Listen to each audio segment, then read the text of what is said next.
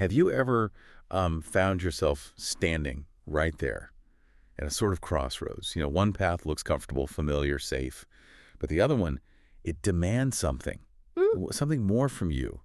Maybe it's a new project at work or a really challenging personal goal. Could even be just voicing an opinion that isn't popular. Yeah. You know that moment where you feel this pull, this urge to step into the fray, to really, really put yourself out there. But then, the whispers start. Right, that little voice. That voice, the fear of failing, the dread of being judged, just the sheer vulnerability of, exposing your efforts to everyone's scrutiny. It's such a powerful magnetic pull, isn't it? To just back off, retreat to the sidelines, observe, critique, maybe. Instead of getting in the game. Instead of getting in the game and risking it all. Well, that exact tension, that very human conflict between the lure of comfort and the really demanding call of courage, that's precisely the territory we're exploring today. Yeah. On this deep dive, our mission is really to unpack one of history's most powerful, most enduring calls to action. We're talking Theodore Roosevelt's seminal Citizenship in a Republic speech from 1910. 1910, wow. And it's a message most vividly remembered for immortalizing the man in the arena. The man in the arena, absolutely. And this isn't just going to be, an academic look at an old speech. Our aim here is to pull out the essence, the vital DNA of Roosevelt's message, and see how it sort of pulses through time, how it connects with other really profound thinkers and doers, across history. We're talking about a whole philosophy here. Right. Daring greatly. Engaging fully with the messy, exhilarating work of the world, and actively choosing that often uncomfortable path of courage over the seductive ease of just being a spectator. And you've given us a really rich set of sources for this. I mean, we're looking at historical speeches, of course, philosophical texts, contemporary self-help insights, even biographical accounts. A real mix. A real mix. And through them, we'll distill the key nuggets of wisdom, try to connect the dots, and help you understand not just what these influential people said, but maybe more importantly, why their insights still resonate so deeply today in our world. So what does it really mean, then, to be the man in the arena? Good question. At its core, it seems to be about participation. Actively throwing yourself in, all that effort, embracing the struggle, and crucially, accepting the vulnerability that just comes with taking a stand. It's unavoidable. It is. Yeah. And it's such a stark contrast, almost confrontational to the ease of just detached criticism. The luxury of pointing out flaws, dissecting missteps, but never actually risking your own skin in the fight. Yeah, sitting in the cheap seats, basically. Exactly. So this deep dive, it's really designed for you, the learner, who wants to grasp not just the history, but the enduring relevance for your own life. Maybe even encouraging you to step into your arena, whatever that might be. Okay, so let's transport ourselves back. Yeah. It's the spring of 1910. Theodore Roosevelt, he's no longer president of the United States. He's in a different kind of spotlight now. He's in Paris at the Sorbonne, this major center of intellectual thought. And he's giving this address, Citizenship in a Republic. Right. Big stage. Huge stage. And this wasn't just some off-the-cuff remark. This was a really deeply considered reflection coming after his presidency, born from years at the absolute highest levels of public life, years filled with, huge triumphs, but also profound struggles. Imagine the weight of that experience, the wisdom he gleaned from just countless battles, political, personal, that he brought to that podium. Absolutely. His words carried this incredible gravity, didn't they? Having been president, having navigated all that treacherous stuff, national, international policy, he was speaking from a place of deep, lived understanding. He really was. And the central metaphor, the image he paints that just sticks with you, is the man in the arena. Yes. He describes this figure in such visceral terms. He says, it is not the critic who counts, not the man who points out how the strong man stumbles, or where the doer of deeds could have done them better. Powerful opening. Right, he goes on. The credit belongs to the man who is actually in the arena, whose face is marred by dust and sweat and blood, who strives valiantly, who errs, who comes short again and again, because there is no effort without error and shortcoming, but who does actually strive to do the deeds. Wow. The imagery is just so potent. Dust and sweat and blood. It immediately gets across the raw, unglamorous reality of actually doing something. It's messy. It's messy. It's not about achieving some kind of spotless perfection. It's about being unequivocally present in the struggle, in the thick of it. Yeah. And the contrast he draws is so sharp, almost confrontational, like you said. Yeah. He deliberately pits this doer, this person willing to bleed for what they believe in, against the cold and timid souls who know neither victory nor defeat. Ugh, that line. Right. And maybe most pointedly, against the critic who points out how the strong man stumbles, he's basically saying, look, it's infinitely easier to dissect things from the safety of the stands than it is to perform out there on the field. The real value, he argues, lies in the doing. Regardless of the immediate outcomes. Exactly. Yeah, Roosevelt's emphasis isn't on the flawless result or even, winning in the end. It's on the effort, the struggle, the actual participation. It's a powerful validation of just trying. Was showing up. Showing up, Yeah. throwing your hat in the ring, even if it means falling short again and again. What's really striking here is how Roosevelt fundamentally redefines value. He places it not just on the achievement, but on the sheer courage it takes to engage. That makes you wonder, though, doesn't it? What does it actually take? What inner qualities, what circumstances push someone to step into that arena, to accept the grime and the pain? And what really separates the doer from the observer? Well, and Roosevelt himself, you have to give him credit. He wasn't just talking the talk. He lived this man in the arena philosophy relentlessly, really, throughout his career. Right. He wasn't just delivering speeches. No way. Take his presidency, he wasn't content being a figurehead. He fundamentally changed the office, made it more powerful, more proactive than it had ever been before. How so? Well, he was notoriously impatient with bureaucratic inertia. He often worked around Congress if he felt they were moving too slowly. Okay. He saw it as his duty to drive change, not just wait for some cautious consensus to form. It wasn't disrespect for institutions necessarily, but this deep conviction for action. Leadership meant engagement, even if it meant, Ruffling some feathers. ruffling feathers, pushing boundaries, exactly. And his actions really backed that up, didn't they? Like the square deal. Absolutely. The square deal, that wasn't just some catchy slogan. It was a really comprehensive, ambitious agenda designed to challenge the growing power of unregulated capitalism. He advocated fiercely for the vulnerable. He talked about a more substantial equality of opportunity. And of reward for equally good service. Yes. And this wasn't just talk. It translated into real legislative and executive programs. He genuinely tried to reshape America's economic and social landscape. Which must have taken immense political courage, taking on those entrenched interests. Oh, absolutely. It placed him squarely in the arena of economic justice, fighting for what he believed was a fairer society. It's fascinating. He wasn't just saying, let's play fair by the current rules. He was trying to rewrite the rules of the game to create that equality. That's huge. It's a massive undertaking. And then you have the Panama Canal. Right. Another huge one. An engineering feat, obviously, but also requiring immense political will. He famously and controversially described how he kept his foot down on revolutions in Panama. Yeah, that was direct, very direct, influencing the political landscape.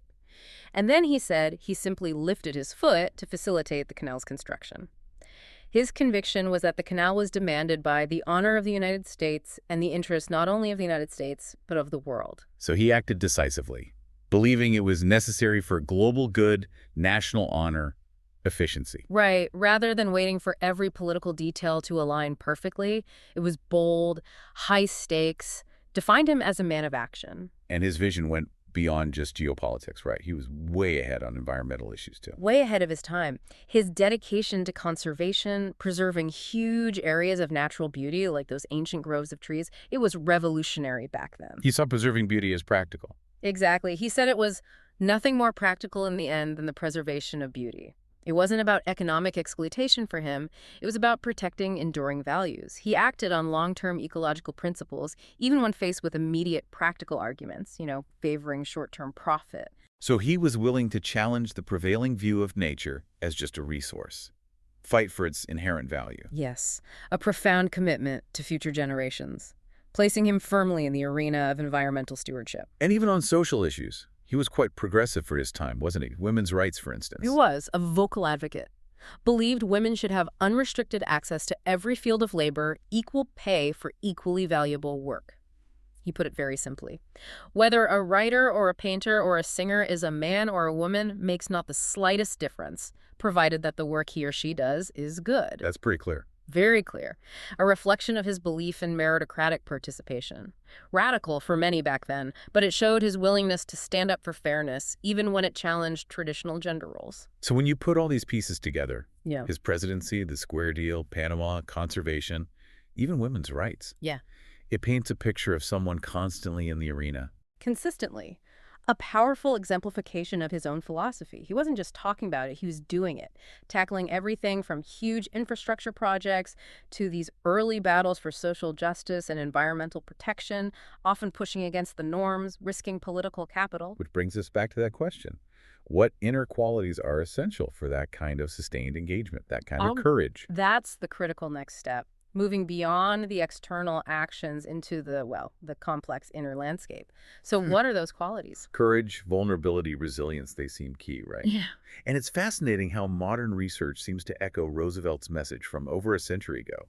It gives us this psychological lens. I mean, Brene Brown's work, especially Daring Greatly, feels like a direct commentary on the man in the arena. It really does. Brown articulates so clearly that shame isn't just an emotion, it's a universal human experience. She even points out that the only people who don't experience it are those lacking empathy, Wow. So it's tied to our connection. intrinsically linked to our capacity for connection. She defines shame as the fear that something we've done or failed to do makes us unworthy of connection. This fear of disconnection, this deep anxiety about not being, good enough for love or belonging, that's the invisible cage, she argues. The thing that stops us from stepping into the arena. Exactly. It's that whisper saying, don't try. If you fail, you'll be exposed. You'll be alone. That's such a powerful insight Yeah. because it shows the fear of being in the arena, the terror of shame and disconnection that's often what holds us back. It's so human, isn't it? Primal, almost. Absolutely. And Brown shows how we try to beat vulnerability to the punch. We rehearse tragedy in our minds or live in this state of self-elected disappointment. Like telling ourselves, oh, I never really wanted that anyway, or I knew it wouldn't work out. Precisely, just to avoid the potential pain of failure and the shame that comes with it. But that protective shield tragically pushes away joy too, because as she says, we can't tolerate the vulnerability that comes with really living, really risking, So daring greatly means choosing vulnerability. choosing it, cultivating what she calls shame resilience, moving from turning on each other or ourselves to turning toward each other in shared humanity. And this idea of inner strength isn't new, is it? In ancient Stoicism talks about this too. Absolutely. Seneca, for instance, articulated this powerful vision of cultivating an indomitable soul. He said, our ideal wise man feels his troubles, but overcomes them. So it's not about not feeling. No, not at all. It's not about being emotionless or immune to pain. It's about preserving an inner strength, that indomitable soul, even amid distress, even things contrary to nature like physical pain or loss. He has this nuanced idea about friendship, too. He says the wise man can do without friends, not that he desires to do without them. He endures loss with equanimity, but he still prefers not to lose them. So it acknowledges the pain but refuses to be defined by it. Yeah. Exactly. It's resilience. And Seneca's view of ultimate freedom hinges on self-mastery. Not fearing either men or gods. It means not craving wickedness or excess. It means possessing supreme power over oneself. Master of oneself. And it is a priceless good to be master of oneself. That mastery over your thoughts, desires, reactions, that's foundational, he thinks, to stepping into any arena. If your internal state is secure, external challenges, criticism, even failure, they lose their ultimate power over you. So it's not about being invulnerable, like the stereotype of Stoicism. It's about your response. Precisely. Your response. And what's fascinating is how this ancient wisdom aligns so perfectly with modern insights like Brown's, millennia apart, but converging on this idea. Internal fortitude is paramount, controlling your response to the arena, whatever its conditions. Okay, so if that's the goal, how do we actually build that inner strength, that resilience, that self-mastery? Practically speaking, hashtag B.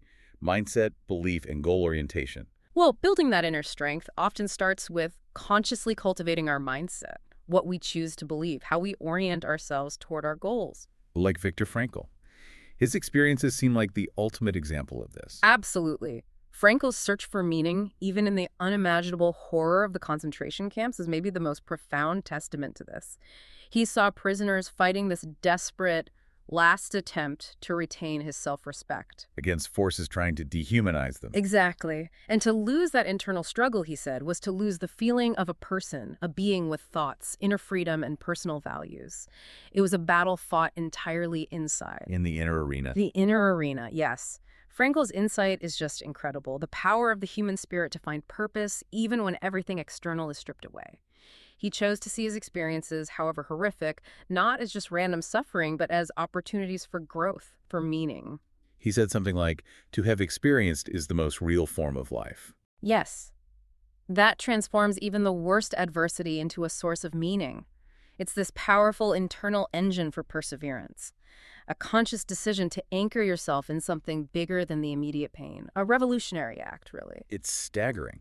Frankl shows that even in the absolute worst circumstances, that inner arena is where the battle for self-worth and purpose is won or lost. It's about the stories we tell ourselves, the meaning we make. Which resonates so strongly with what modern motivational leaders like Tony Robbins emphasize, the power of belief. Right. Robbins says, man is what he believes. Exactly. He talks about how empowering beliefs create this virtuous cycle of success, while negative beliefs lead to poor results. It seems simple, but it's profound. And he talks about modeling excellence. Yes.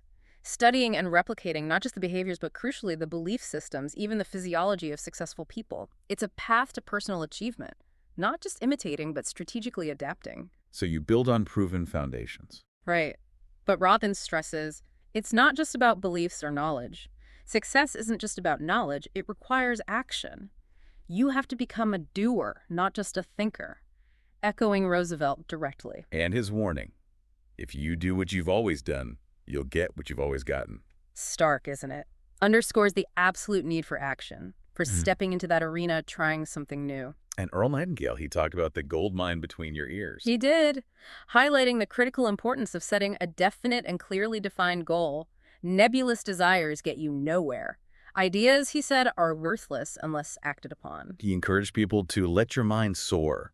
Refuse to believe circumstances can defeat you. Yeah, and act promptly and decisively. And he connected this to Russell Conwell's acres of diamonds idea, reminding us that opportunities are often right where we are. You are, at this moment, standing in the middle of your own acre of diamonds. If you just open your eyes and act. Precisely. And Zig Ziglar, another giant in this field, he synthesized a lot of this with his Stairway to Success. What were the steps? It starts with a healthy self-image, believing in your own worth. Then recognizing the worth of others, having strong goals, the right mental attitude, being willing to work, and having that burning desire to excel. He also said something interesting about the price of success versus failure. Yes. The price of success is much lower than the price of failure. He argued that work can be joy or drudgery, and it often comes down to your thinking, your perspective. He had that amazing story about Viktor Serebrякov. Oh, right. The man told he was a dunce for 17 years. And he acted like one. His self-perception became reality. Until he discovered he had an IQ of 161. Then everything changed. He started acting like a genius, wrote books, got patents, became successful. It's incredible. Shows how a transformed self-image can just completely alter your path, empower you to step into the arena no matter what labels you've had. So what's crystal clear from all these thinkers, Frankl, Robbins, Nightingale, Ziglar, is that the starting point is always internal. The battle is won or lost in the mind first. Which poses the critical challenge. Okay, if the internal game is so crucial, how do we effectively translate that inner strength, that conviction, into actual engagement with the world? Into deeds where the dust and sweat and blood become real? That's the bridge we need to cross, isn't it? Inner conviction to outer action, mindset to impact. And brilliant starting point here is Russell Conwell's lecture, Acres of Diamonds. Hugely influential. Right. He had that interesting method, didn't he? Visiting towns. Yes. Almost investigative. He'd go to a town, talk to people, dig into their local situation, and then in his lecture reveal all these opportunities they had failed to see or failed to do right there in their own backyard. So his core message was, look around you. Essentially, yes, that every man has the opportunity to make more of himself than he does in his own environment, with his own skill, with his own energy, and with his own friends. He wasn't telling people to chase distant dreams. He urged them to cultivate the potential, the impact that was often overlooked right there. Challenging that idea that greatness means going far away. Exactly. Reminding audiences that true riches often lay beneath their feet. So Conwell's basically saying, stop looking over the fence. Your acres of diamonds are probably right here. And he linked making money, honestly, to preaching the gospel. He did, suggesting that providing a valuable service, even something simple like his jackknife for the third man, anecdote providing a needed tool, was an act of kindness, duty, service that brought reward. And his ultimate message about greatness. Greatness consists not in the holding of some future office, but really consists in doing great deeds with little means and the accomplishment of vast purposes from the private ranks of life. It's a call to embrace where you are, start now, and recognize that impact often begins locally. Powerful. And then Simon Sinek adds that critical layer of starting with WHY. Absolutely critical. Sinek argues compellingly that inspiring leaders and organizations don't just talk about what they do or how, they start with WHY. People don't buy what you do, they buy why you do it. That's the core. That clarity of purpose, understanding why you exist and act, it creates this magnetic pull. It acts as a filter, a context, a higher purpose around which to innovate. Like Apple challenging the status quo. Exactly. Their WIY wasn't just making computers, it was thinking differently. That clarity drives behavior, inspires loyalty, creates the foundation for powerful action. It helps doers rally others. So Conwell gives us the where, often right here, and Sinek gives us the why, the driving purpose. It's a powerful framework for action. Impact starts small, locally, but gains momentum and meaning when fueled by a clear, inspiring WHY. Which leads us to an even bigger question. Okay. What happens when people are compelled to act not just for opportunity or even purpose, but for fundamental rights, for justice, when they have to confront deep inequalities in the arena itself, ##B, fighting for justice and public service? That's when the arena gets much bigger. And the stakes become about collective liberation, about dignity, people like Sojourner Truth. She wasn't just finding metaphorical acres of diamonds. She was demanding them because fundamental rights were being denied. Her Ain't I a Woman speech, just incredibly powerful. Delivered at that Women's Rights Convention, it was a direct call to action, drawing on her own strength, her own struggle. She said, if the first woman God ever made was strong enough to turn the world upside down all alone, these women together ought to be able to turn it back. And get it right side up again. And now they is asking to do it, the men better let them. It wasn't polite. It was fierce. An assertion of power, of inherent right. Demanding equality. Demanding it, not asking permission. She said, nobody has any business with a right that belongs to her. I can make use of my own right. I want the same use of the same right. Will you want it? Then get it. Electrifying. Confronting injustice head on. And her activism went beyond gender, didn't it? She challenged systemic racism directly. She did. Rejected the idea that sons of Africa lacked force or intelligence, advocated for their voices in legislative halls, contended for equal rights everywhere. Highlighting the exploitation, the denial of opportunities. Pointing out how colored people are shut out of so many jobs.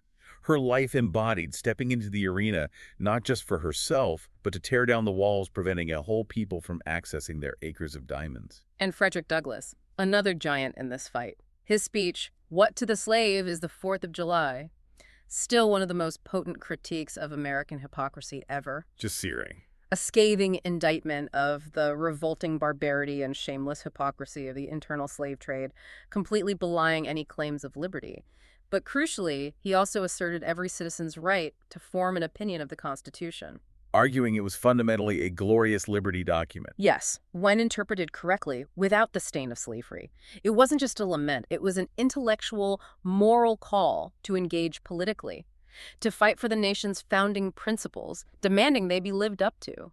And fast forward, Ruth Bader Ginsburg took up that fight in a different arena, the legal one. Exactly. Her meticulous work on gender equality aimed to make the equality ideal more than aspirational. She wanted future generations, like her granddaughters, to see men and women as persons of equal stature, as a basic constitutional principle. Woven into the law itself. Yes.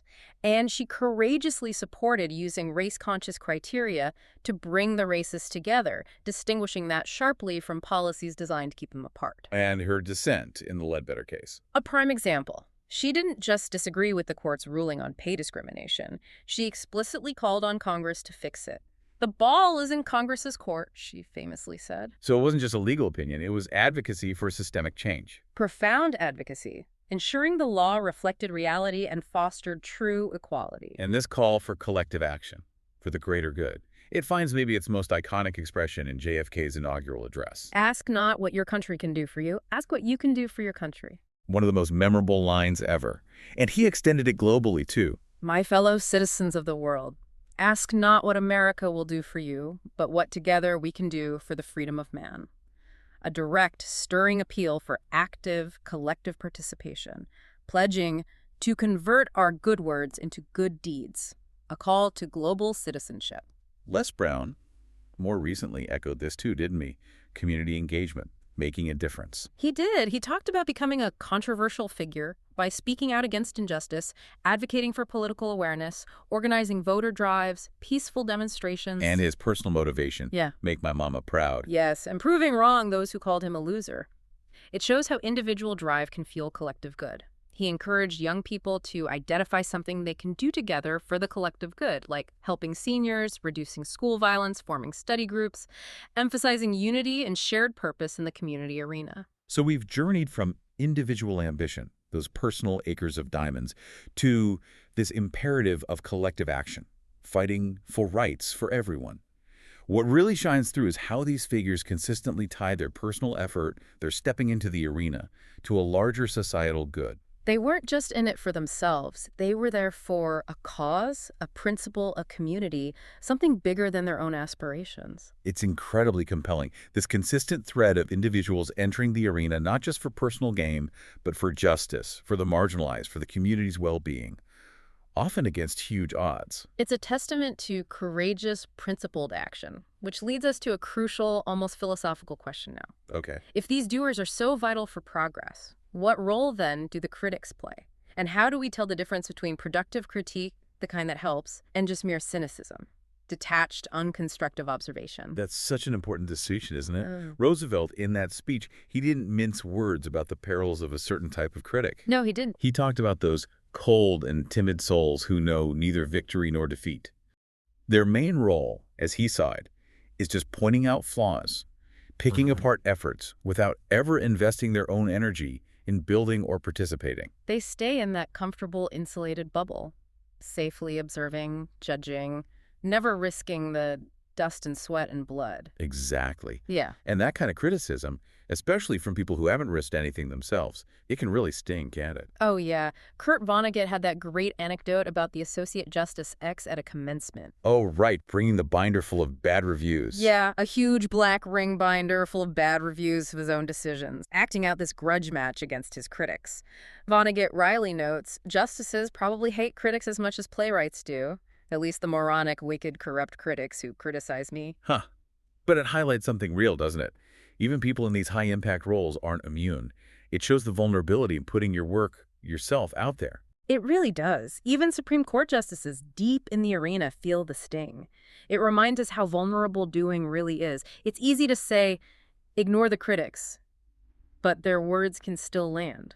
Which contrasts sharply with someone like Richard Nixon. Right. His daughter said his approach was, I just get up every morning to confound my enemies. Right. That's a very defensive, adversarial approach, not integrative, not about learning from criticism necessarily, but about outmaneuvering the critic. A different model entirely from Roosevelt's ideal. And Seneca, the Stoic, he warned about folly, but also about flattery. Yes, a timeless warning. He argued we're hindered by folly because we do not combat it strongly enough, but also more subtly because we are too readily satisfied with ourselves. How so? He said if we meet with someone who calls us good men, we see ourselves in his description, not content with praise and moderation. We accept everything that shameless flattery heaps upon us as if it were our due. Ah, so we start believing our own hype, basically. Exactly. It's a psychological pitfall for potential doers. Seeking affirmation over genuine self-improvement. It makes you unwilling to be challenged, unwilling to hear feedback, even valid criticism, because the comfort of flattery is too nice. It can subtly erode your integrity. So thinkers across time, Roosevelt, Plato, Vonnegut, Seneca, they were all grappling with this difference between superficial engagement and deep, truthful participation. Absolutely. This ongoing tension between just talk and actual substance. Which leads us to another crucial question. What's that? What's the responsibility of the person in the arena? Not just to act bravely, but to communicate effectively, responsibly, to engage in true dialogue that seeks understanding and positive change, not just winning or gratifying an audience. #tag the nature of true dialogue and substance. That's a powerful pivot. Because, yeah, it's not just about being there, but how you engage, how you articulate your purpose, how you genuinely try to move things forward. Plato, through Socrates, in dialogues like Gorgias and Phaedrus, offered one of the earliest, deepest critiques of rhetoric that was just about persuasion, without being grounded in truth or knowledge. Right. He's essentially asking, are you just trying to sound good and win? Or are you trying to be good and do good? A huge difference. Huge. He saw a vast difference between someone who could dazzle an audience with fancy words and someone who genuinely understood the truth and sought to convey it for the betterment of others. He challenged the sophists directly on this, didn't he? He did. The sophists were masters of persuasive speech for hire. Socrates argued their brand of oratory often aimed just for personal prestige, power, or gratifying the audience's existing opinions, rather than pursuing the real good of the citizens or the plain truth. He distinguished between conviction based on knowledge versus belief. Exactly. Knowledge, he argued, must be true. Belief or opinion can be true or false, easily swayed by emotion or superficial appeal. He placed the sophists' popular oratory firmly on the side of belief without knowledge, calling it, pretty damningly, a species of pandering if its only goal was to gratify and manipulate. So for Plato, true rhetoric required A grasp of truth and the philosophical expertise given by collection and division. It needed actual knowledge and a rigorous method to reach it, not just clever wordplay to sway a crowd. And Plato even critiqued writing itself. That seems counterintuitive. It does. But through Socrates, he argued it could atrophy people's memories. People would rely on the written word, not internalize knowledge. And more profoundly, he said writing cannot answer back. It's static. It's static. It can't engage in that dynamic, responsive exchange that's key to true understanding. He believed only genuine philosophic dialogue, live, responsive, often private, could be truly educational and transformative, not a fixed speech given to an assembly. So it wasn't a total rejection, but an exploration of purpose, integrity, capacity for enlightenment. Precisely. And this philosophical foundation then informed later Roman rhetoricians like Quintilian and Cicero. They built on this idea of purposeful, ethical oratory. Quintilian said the title orator should only be for those who are good. Yes, men of virtue and integrity. He rejected the idea that rhetoric is just the power of persuading, noting acutely that lots of things can persuade money, influence, even a pitiful look. For him, there had to be substance over show. Without propriety, he said, ornament is impossible. Eloquence had to serve truth and good, not just exist for itself.